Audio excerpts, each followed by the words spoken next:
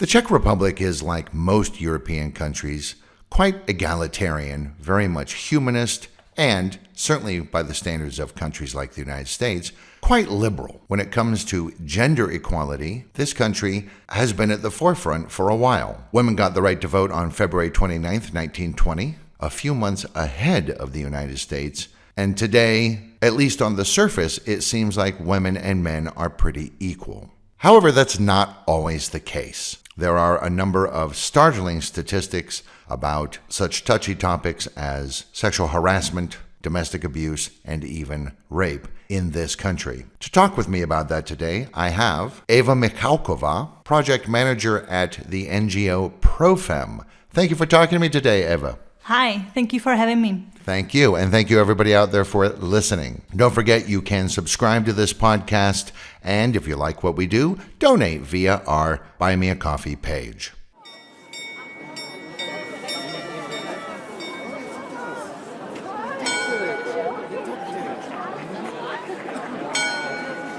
A city is much more than just a collection of buildings. It's a location, it's a history, it's a culture, it's ideas and ideals, and a city is also, most importantly, the people in it.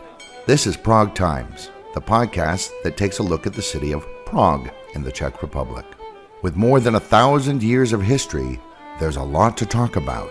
We'll talk about the past of Prague, but we'll also talk about the city as it is today, future plans for the city, and much more. It's Prague then, Prague now, and Prague later. And this is Prague Times.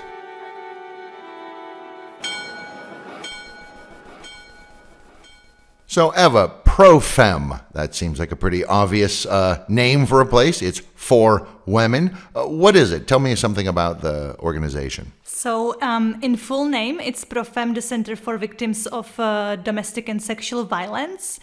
And although most of our clients are women, also men victims of domestic or sexual violence can contact us.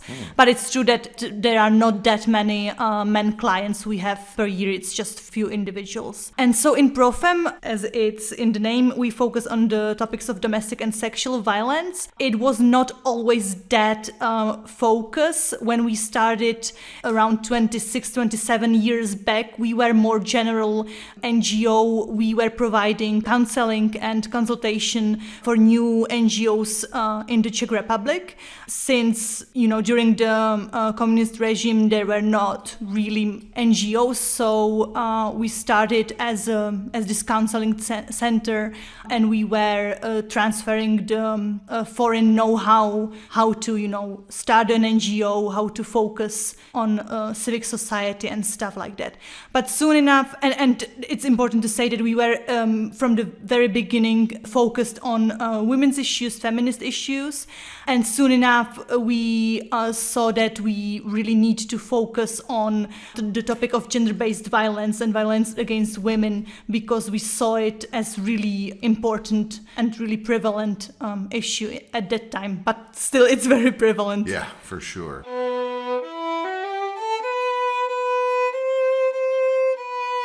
So I heard you use the word feminist, a word in California, where I'm from, that seems to have a different meaning than it does here. Obviously, a feminist is a feminist, but in this culture and in this place, when I tell people I'm a feminist, I get a rather surprising reaction sometimes. How can you be against men? And I try to explain, a feminist just says men and women should be treated the same under the law, that they should have the same opportunities, they should be paid the same. That's pretty much it, really. That's all you need to be a feminist, is you just need to believe those things. But in this culture, it seems like the word feminist triggers in most people's minds, or in a lot of people's minds, this idea of rabid, anti-male, crazy feminazis who are trying to completely change the way that society is run and maybe even do away with men altogether, which is clearly not the case. Yeah, you are right. Unfortunately, for many people, or at least for some people, this word, the feminist, has a negative connotation, unfortunately. And me personally, I think that there are, let's say, two main reasons why. I think one of them is the historical context. As opposed to Western countries, as opposed to USA, we didn't have, or we don't have that long history of feminist movement. Obviously, I don't want to say that we don't have any history, because there were several very important female figures in the past. But I don't think we can talk about like the movement, especially during the communist regime.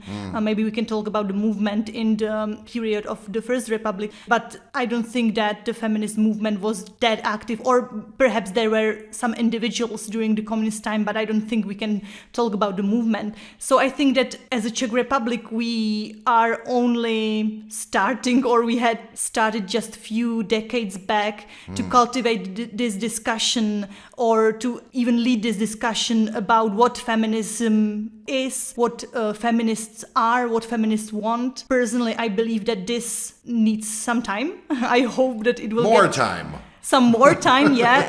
I hope that it will get better when we talk about it more. But also, I don't think that this is enough, because we can see very strong conservative influences from some of the conservative groups, which tries to persuade you that feminist or feminism or gender has some specific connotation and definition. And so I don't think that we have to only hope that it will get better in future, but I think that we have to actively fight for it, actively work on the, decent discussion about what feminism means, what feminists want, and just, try to talk about it. It's almost like there's a cultural inertia here where it's not going to change on its own, because it honestly requires men to do most of the changing, and they have no incentive to change. Why would they? Yeah, exactly. I think that nothing is going to change by itself, so we have to be very, very active. It's interesting, though, because communism, for all of its ills and all of its problems, it seemed to me like it was rather egalitarian, at least when it came to women in the workforce. Women were scientists way before, say, in America or Britain, even in the Soviet Union. Women were put in positions of authority, not political authority, but in the workplace and in the sciences for sure. And so it's interesting that it's almost like there were two layers going on: the public professional layer and then the at-home layer. Yeah, exactly. I think precisely that this is the case, that there are two layers, because you can see that some of the improvements which were introduced during the communist regime were or still are very pro-women, as for example the parental leave. This thing is very, let's say, modern, or it's very pro-women, since the communist regime, women in the Czech Republic are allowed to take really, really long parental leave comparing to other, for example, Western or countries or US. And, well, that's for sure. And I think this is a great thing, and you might call it a feminist improvement, which was introduced during the communist regime. But this is not to say that the communist regime was inherently feminist, because at the same time you can see, for example, the issues as domestic violence or sexual harassment at the workplaces were very common. They were not talked about. They were very normalized. Like really, the harassment at the workplaces was something which you had to deal with. So I think it's really a little bit ambivalent. Like there are some things which are great and which were introduced during the communist times with, I guess, good intentions, and they are really great. But we cannot really say that the regime was, really a feminist.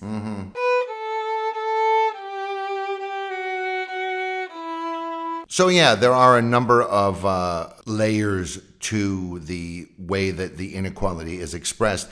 And yeah, we're talking about there's pay gap and there's perhaps not as much opportunity for women, more here than in some other countries for sure. But when we're really talking about this stuff, we're talking about the day-to-day interactions between men and women. And sadly, a lot of times these, let's call them traditional attitudes towards male and female relations and roles results in what I think any modern person has to term harassment.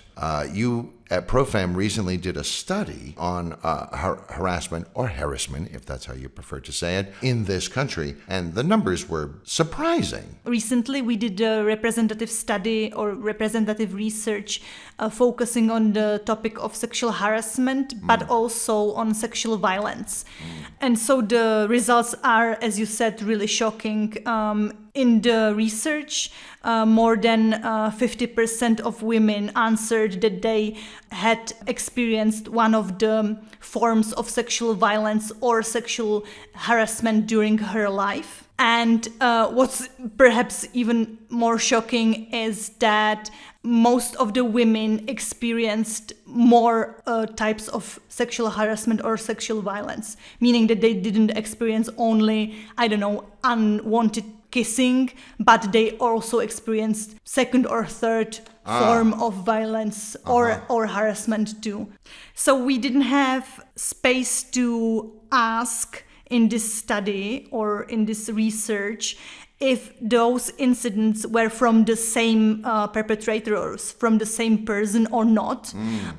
We want to do another research focusing on that soon. So we don't know that if it was from the same person or not. But still, it is also like very interesting or shocking information that most of the women experience more of the forms of such violence or harassment during her life. Right. And what are those different forms? So we asked about, as I mentioned, unwanted touching, unwanted kissing, but also we asked about rape or forcing to uncomfortable sexual practices.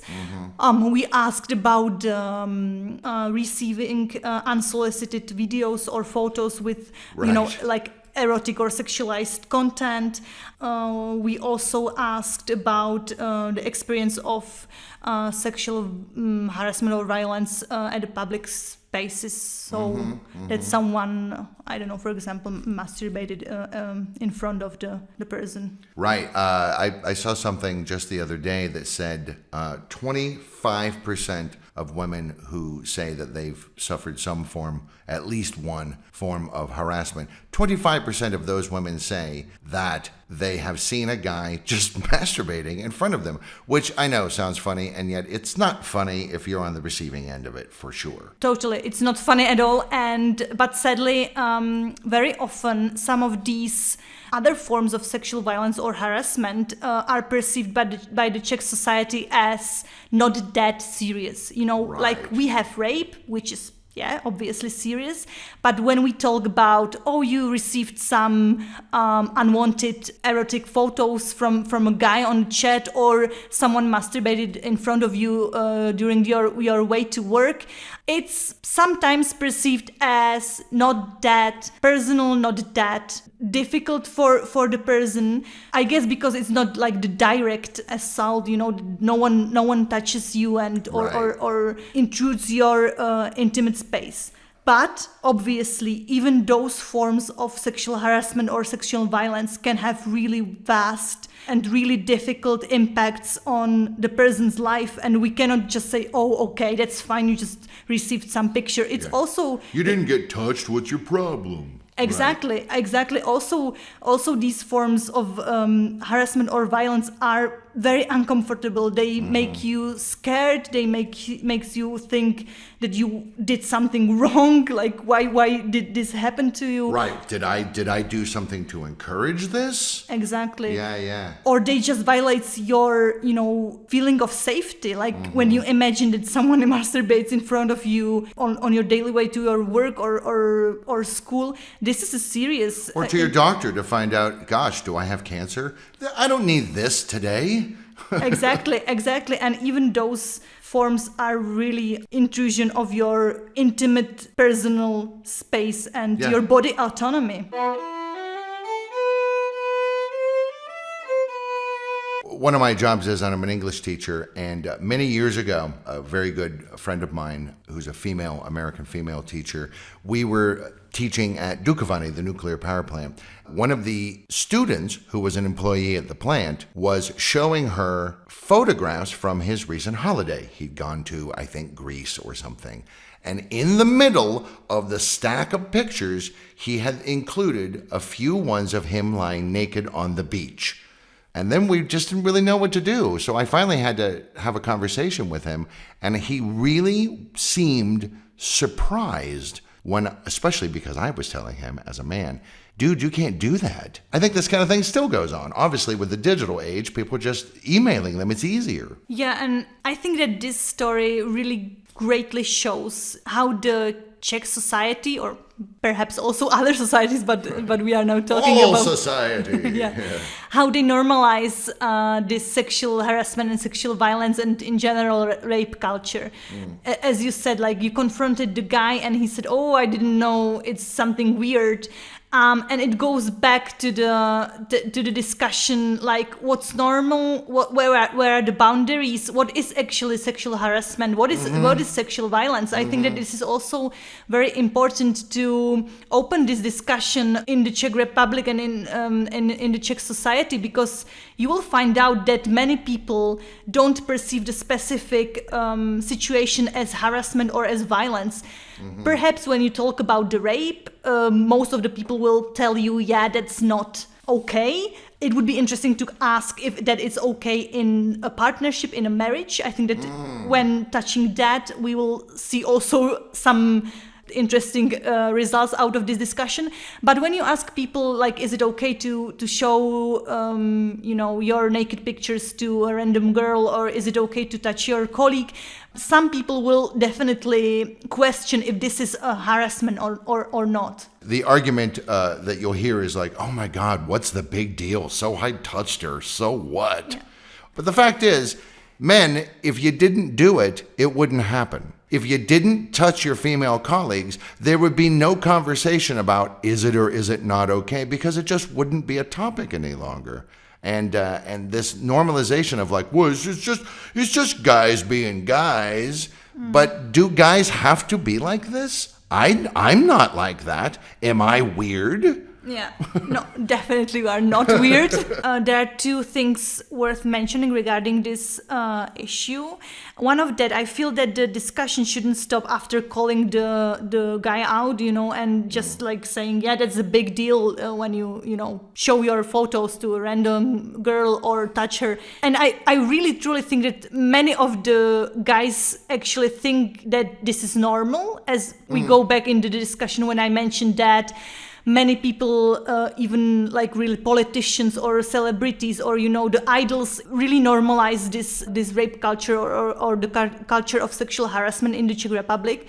So I think that what sometimes really work is to really show the impacts of such behavior on the victims or on the survivors or on the person involved. So when you talk to the guys and you tell them, yeah, it's a big deal because you are doing this and this, like it leads to very often there are very serious and long-term effects of such behavior on emotional state, on psychological state, even on physical state of that person, of the victim or a survivor. When you talk about these specifics, sometimes it really helps, because sometimes we really need to show that the impact of sexual harassment and sexual violence on victims is really, really vast and very serious. They did an experiment in London not that long ago where they had a woman walking down the street basically harassing men. Hey, nice ass. Hey, why don't you smile? What's wrong with you? Are you gay? Things like this, right? And then they went and interviewed the men afterwards. And the men almost all of them said, well, it was very flattering. It kind of was the highlight of my day. It was the nicest thing that's happened to me in over a month, because men and women have different attitudes towards this. It also didn't help that they use an objectively very attractive woman. And I think therein lies one of the issues, is that all men seem to think that all of us are attractive to women because we're men. But the fact is, you're not, guys. You're just not. In fact, women are way choosier than men are, because they approach the whole thing differently, as they should, because it's a different physical act for them. So to do that experiment correctly, and I hate to say this, they should have used an objectively unattractive person. And if they had done that, I don't know that the men would have had the reactions that they had. Yeah, I'm also wondering what the reaction would be, because I think that what this experiment is also missing is the context and the history. You know, that we as women, and you can ask or our listeners, I really encourage them to ask their female friends about their experience with sexual violence or sexual harassment, and you will find out that most of your female friends, I'm guaranteeing you that they will have some sort of experience with such behavior. Perhaps not all the experiences and not all the situations are similarly, I don't know, let's say bad or perceived the same, but then also you always remember the past experiences. You always remember what could happen. We are also, as women, we are also teach to not go alone in a park during the night. If we do, we should take our keys with ourselves and stuff like that. So we are also kind of encouraged to, fear in the public spaces. Right, yeah. So I think that the experiment kind of misses the context. In Prague, a lot of the sexual harassment happens on public transportation, I think because it's somewhat anonymous, and it can be something as minor as men standing too close or even just staring at a woman, which is inherently creepy, by the way, up to touching, up to, hey, look, here's my penis, or I suppose even maybe, look, pictures of myself naked on my phone. What's the advice? What should a woman do if she finds herself, even if it's something quote unquote minor, a guy's just in a half-empty tram standing right next to her? What should she do? I think that it really depends on the situation. If you feel you can call the man out, do that. But I would advise rather to check the situation. Are you alone in the train or in the car or whatever? Is there someone else you can go to? Are you next to in the car where the driver is, or are you in the last car? So I would really advise to check the situation and really focus on your security in that situation, because we never know where the situation can go. Right. You can always call the police, but will they do anything? I'm not sure. Especially for this. Yeah, this guy was standing too close to me on the tram. Yeah. But what is the good thing regarding the preventing the sexual harassment in the public transportation, or regarding this issue, is that the government office actually is focusing on that topic recently. They asked for the research regarding this topic by the research agency, so they have really, I think that you mentioned even some of the data from their study. And why I am mentioning this is because they have the data now. They know how the situation is, and I hope they are planning to do something with that, because they also asked their respondents about what they would use as a solution of the situation, or what they would do in the situation, or what they feel that would help. And some of the answers are really helpful. I think for example, some emergency buttons or emergency signals were mentioned, or general security around train station and tram stations regarding the lights, the bushes around and stuff like that were mentioned as something which can prevent such incidents. So I hope that in this topic we'll see hopefully soon some improvements regarding ensuring the safety of women in the public transportation. In Germany, it's interesting to see many of the public car parking lots have near the entrance spaces designated for women only. And there are some German men, of course, who go, well, that's not fair. But I think we all can see why we would have that. And do you think that there's any chance of something like that getting implemented here? It would be great, but let's see what we do. You can see some similar thing in Czech trains. There is this coupe for women only, but you can see also some of the reactions of like some of the men really go in and interrupt this space.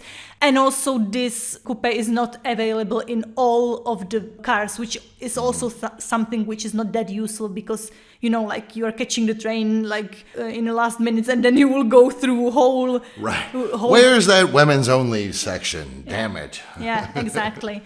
So, and when we were touching the subject of sexual harassment, you mentioned that most of that happens in the public transportation. I'm not that sure because I don't have the comparison of data with me right now.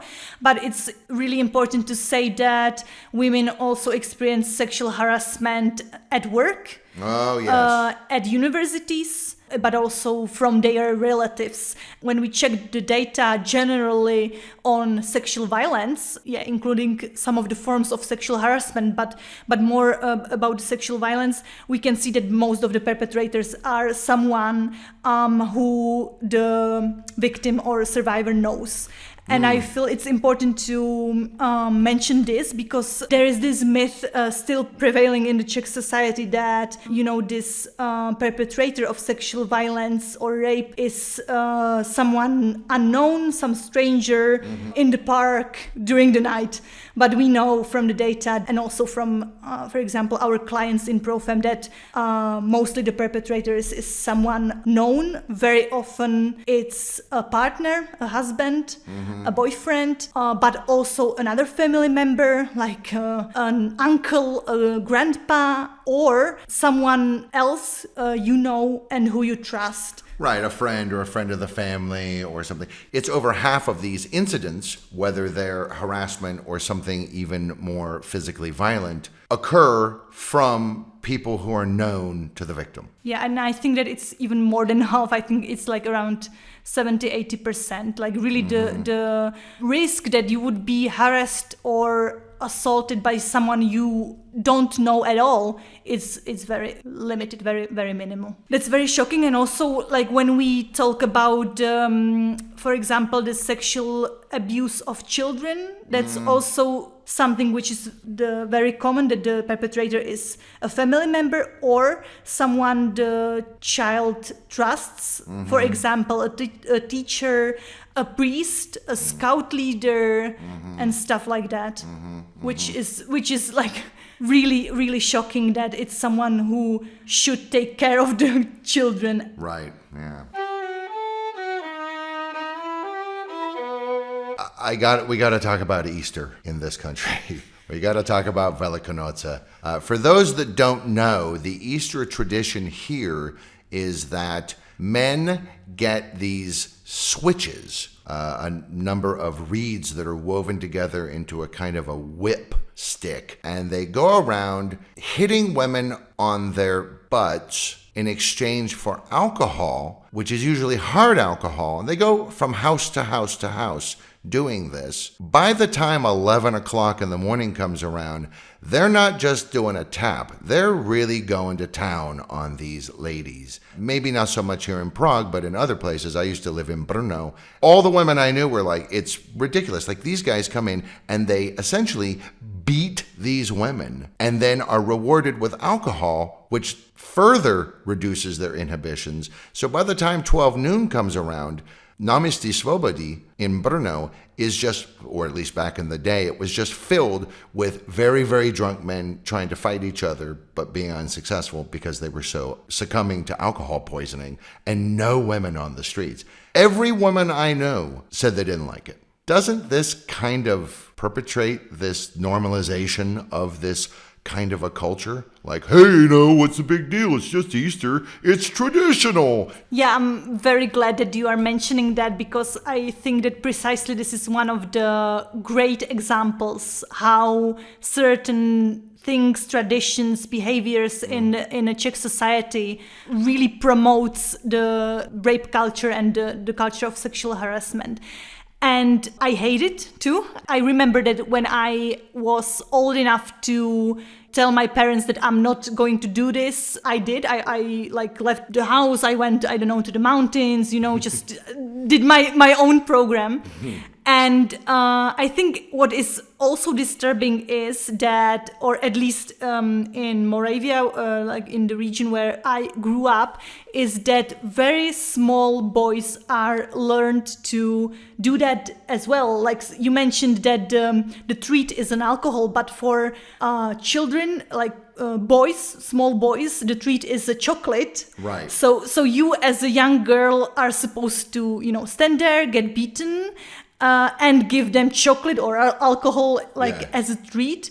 And it's really terrible. Also in Moravia or in my region, it's common that the boys will throw you in the shower under the river. Or the river under the cold water. Yeah. It's really terrible, and I hope that soon some people will really stop celebrating the Easter like that, because it's just worst. Yeah, it's not cool. And I understand the tradition comes from, it used to be that the boys would chase the girls with a stick. I think we can all see this as a fertility symbol.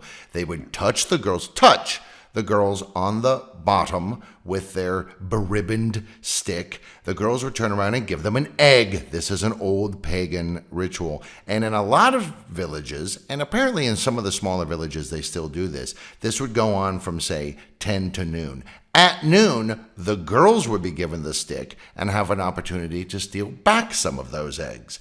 That has turned into, let's beat women in exchange for alcohol once a year, and if the women don't like it, then they can't go out, or they have to flee to the mountains. Yeah. So, and also I have one story regarding when you mentioned the exchange of the roles. We tried that with my friends, with my female friends when we were small, I don't know, age 10 or 12. And so we really tried to go around the village and to beat the boys after the noon. But we were not allowed. Like the parents didn't let us in. Right. Because you can't beat my child. Exactly. Who just beat you. Exactly.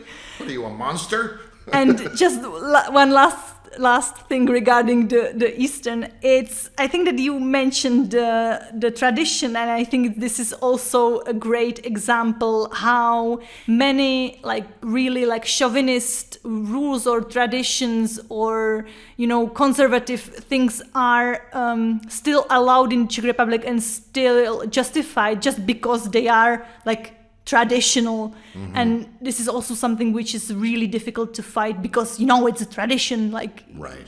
Hey, guess what? Slavery used to be a tradition. Nobody's really plumping for that one anymore. Hey, though, as a friend of mine many years ago in Brno in Moravia pointed out, it could be worse. In Slovakia, they don't do the beating so much as actually just throwing them in the river. In Hungary, they pour perfume all over the woman, as if to say, Jezebel be gone. And in Romania, they throw a permanent dye made of berries in the woman's face, which takes days and weeks to finally wear off. And if that doesn't sound misogynist, I just don't know what does. Yeah, it's the worst. But the perfume thing is also quite common in my region. I don't know if in here around Prague or Central Bohemian, but in the Moravian. I'd love to see some Prague guy try and do that to some of the non-Czech women I know here. You get punched so fast it wouldn't even be funny. So kind of going up the the severity scale, domestic abuse is also something that proFem is very, very much focused on. And again, it's one of those, it's literally behind closed doors, right? It's not happening. I mean, I see it. I live on a street with pubs, and I see, 2:00 in the morning, a couple of incidents where men and women are pushing each other and so on. But you don't really see it out here. But back there, behind closed doors, when no one else is looking, apparently it's hard to get the numbers. Estimates run from anywhere from 16 to 33% of people, men and women, in this country say they have suffered domestic abuse on more than one occasion, at least sometime during their lives. Is alcohol a factor in this? Is it something else? Because Czechs are not fighters. I'm not saying that they don't fight, but you know what I mean?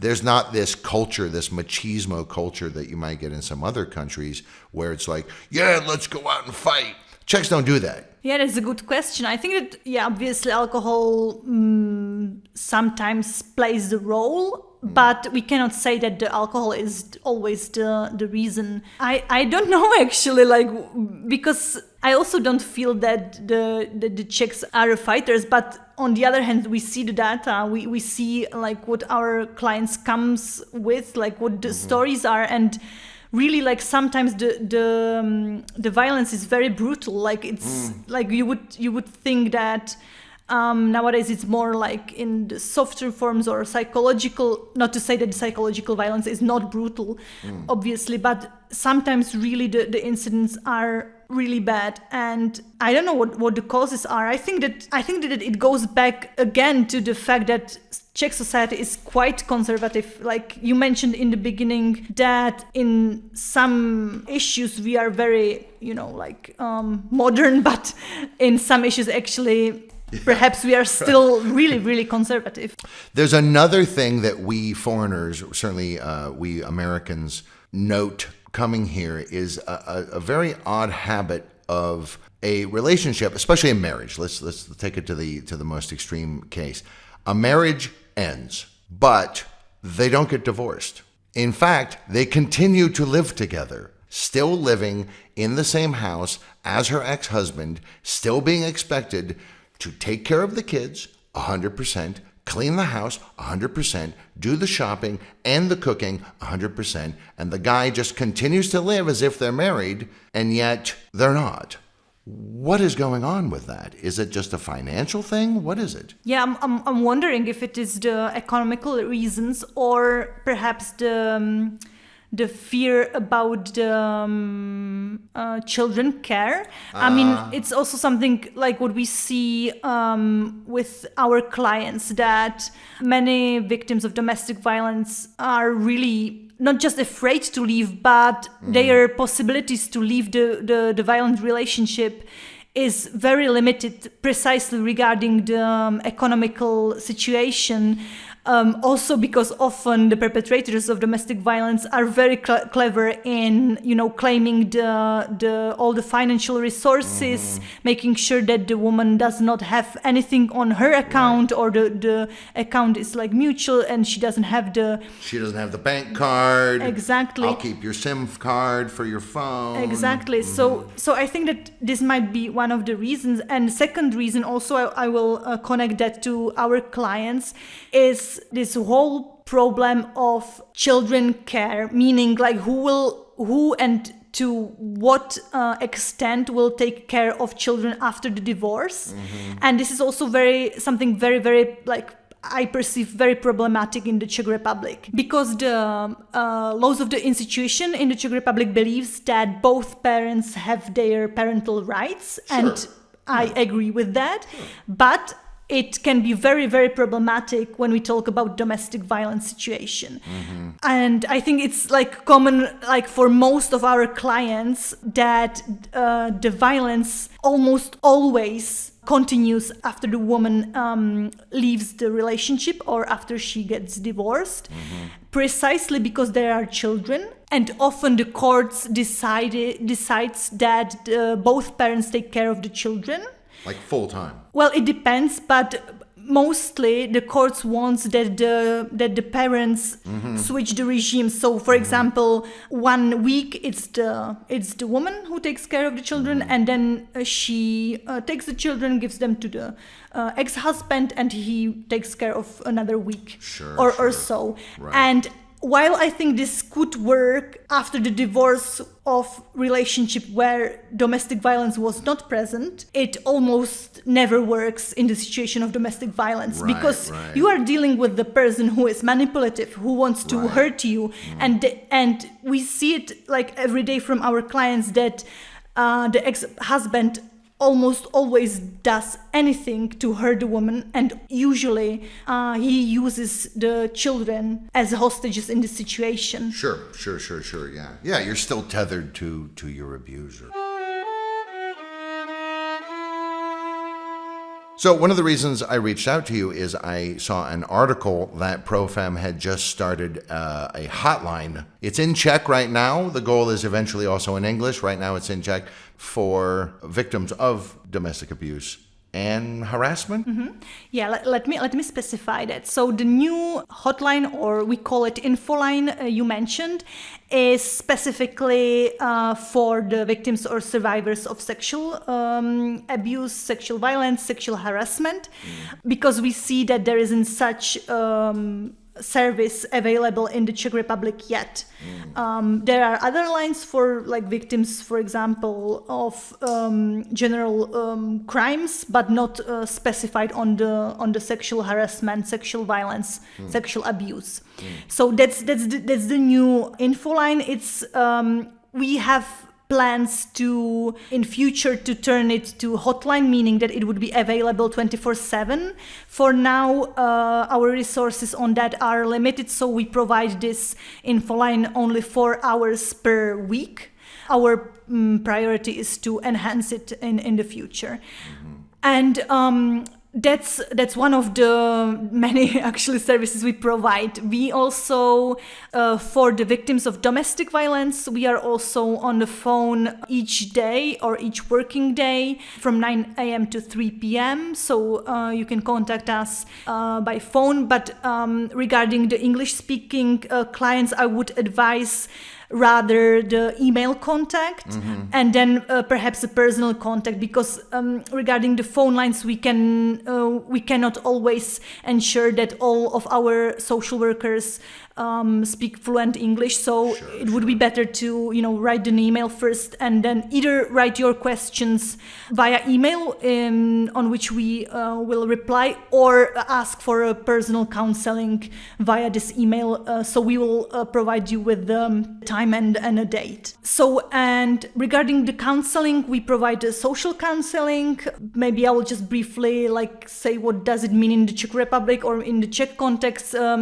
It means that we will talk with educated social worker who will, map the situation with you, ask about your needs, ask about what the situation is, what your plan is, and will help you to get known what to do next, will help you to get the information about our other services which you might need or want to use. And the social worker will also map the further steps with you regarding the improving of your situation, which can mean a lot of things like safety or accompanying you to some institution, providing you with the contact to our lawyer who can tell you how to fill a criminal report, what will you encounter when you go to police and stuff like that.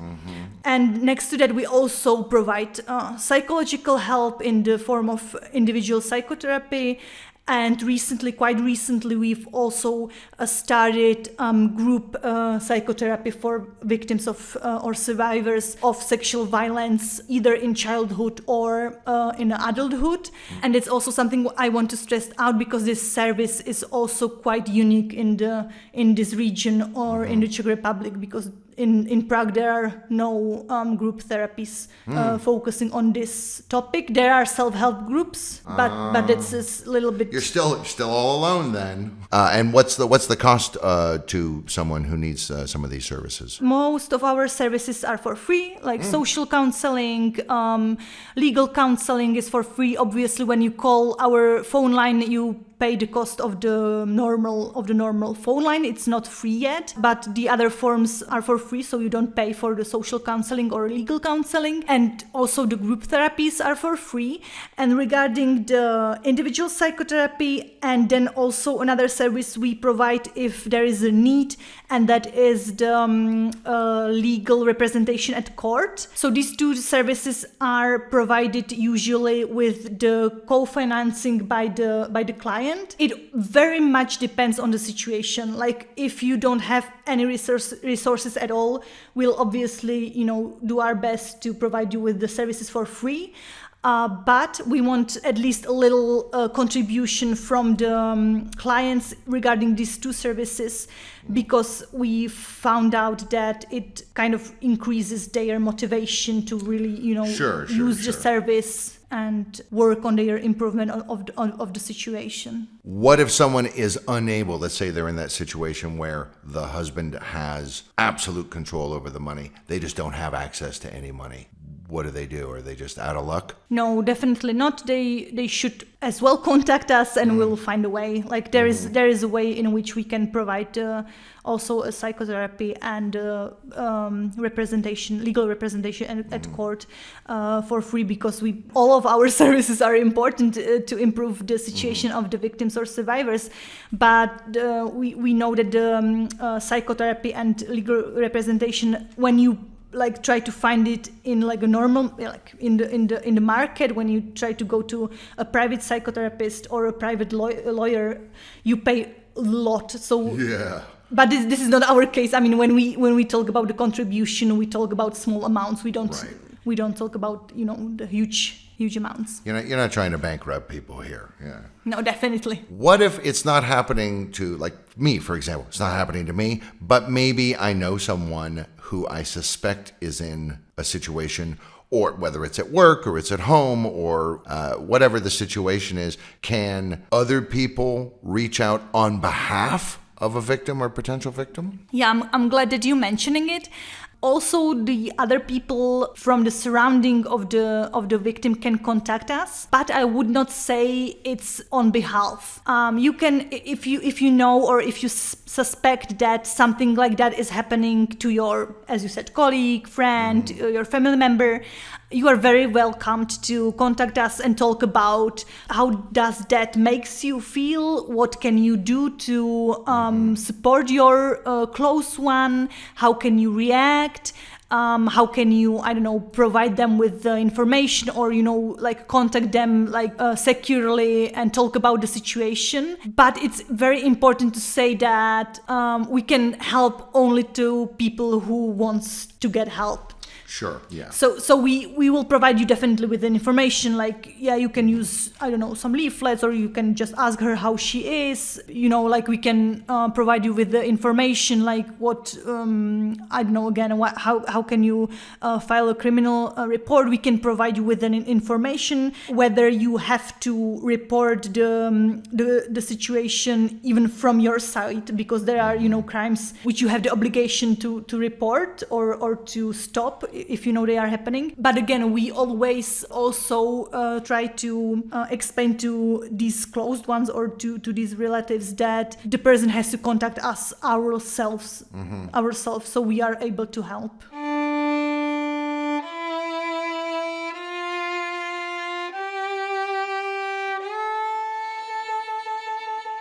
And finally, what if someone out there is not in this situation and doesn't know someone who is or may be in a situation, but still is an ally and wants to help? What can they do to be of assistance? Great.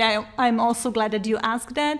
So we work regularly with volunteers. It's important to say that most of the work in proFem for volunteers is rather the background work. We don't use the volunteers for the direct work with the victims or survivors, precisely because the topic is very, very sensitive.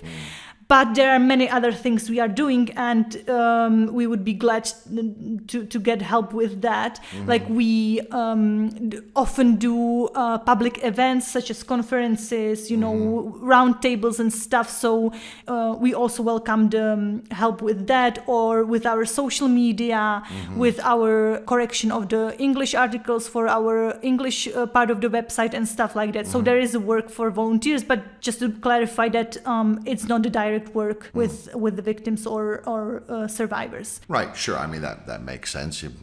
No offense, but hey, random person who came in off the street who says you want to help, we don't know you. Yeah, exactly. And as I said, our clients are coming with really sensitive stories and really difficult topics. So we are very protective of them and also of our quality of our work. Sure, absolutely. And I assume men are also welcome to help. Yeah, exactly. We could talk about this for hours and hours and hours. Thank you very, very much for talking to me today. I think this is a topic that does not get discussed in public forums very often, and by gum, it should. I'd like to thank Eva Michálková, who is project manager at proFem, for talking to me today. Thank you very much. Thank you as well. Thank you that you invited me. Don't forget to check the episode notes for links to proFem, as well as other organizations such as the White Circle of Safety and consent.cz and other things that we've talked about in here, as well as some statistics and reports.